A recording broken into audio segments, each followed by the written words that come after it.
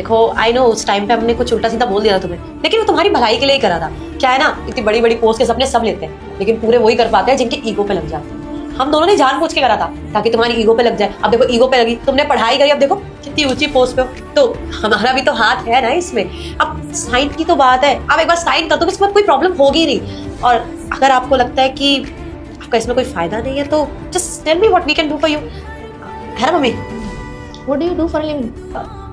अभी तो मैं कुछ नहीं, एक्चुअली बिजनेस स्टार्ट करना था उस लैंड पर। बिजनेस मत करो, तुम एक्टिंग करो। तुम बहुत अच्छी एक्टिंग करती हो। मैं जिस पद पे बैठी हूँ ना, इस पद पे बैठने के लिए मैंने बहुत मेहनत की है। मुझे बेवकूफ़ मत समझो।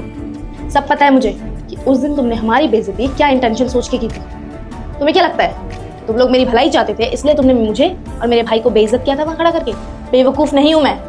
उस दिन तुमने और तुम्हारी माँ ने क्या सोचकर मेरी बेइज्जती की थी ना, और मेरे भाई को बेइज्जत किया था, बहुत अच्छे से जानती हूँ मैं।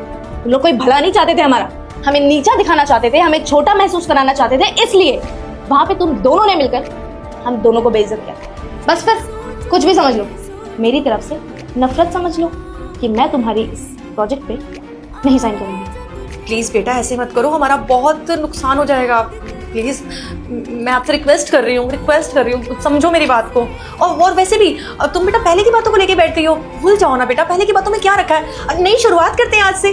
क्या बात है, आप तब भी बहुत प्रैक्टिकल थे और आज भी बहुत प्रैक्टिकल हो। देखिए मैडम, चाहे कुछ भी हो जाए, किसी भी मिनिस्टर का फोन आ जाए मेरे पास, मैं इन पेपर्स पे साइन नहीं करूंगी, मतलब नहीं करूंगी। Got it?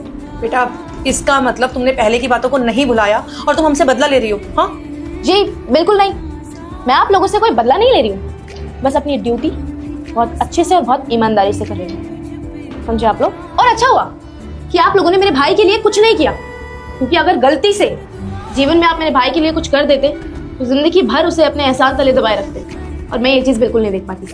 तो थैंक्स टू यू कि आपने मेरे भाई के लिए कभी स्टैंड नहीं लिया, कभी उसके बारे में सोचा नहीं, तो thanks to you, thank you.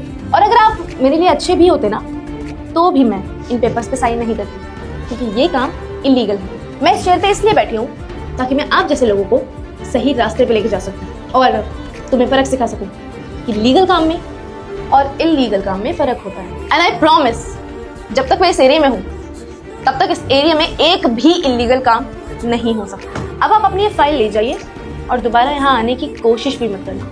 और हाँ, अगर आपको ज़मीन पे कुछ करना ही है तो खेती बाड़ी शुरू कर सकते हैं, क्योंकि अगर एग्रीकल्चरल सेक्टर वाले लोगों की नज़र पड़ी ना तो उनके अंडर आ जाएगी वो ज़मीन। तो इससे अच्छा है कि आप लोग ही खेती शुरू कर दो, हमारे समाज का भला हो जाएगा। चलो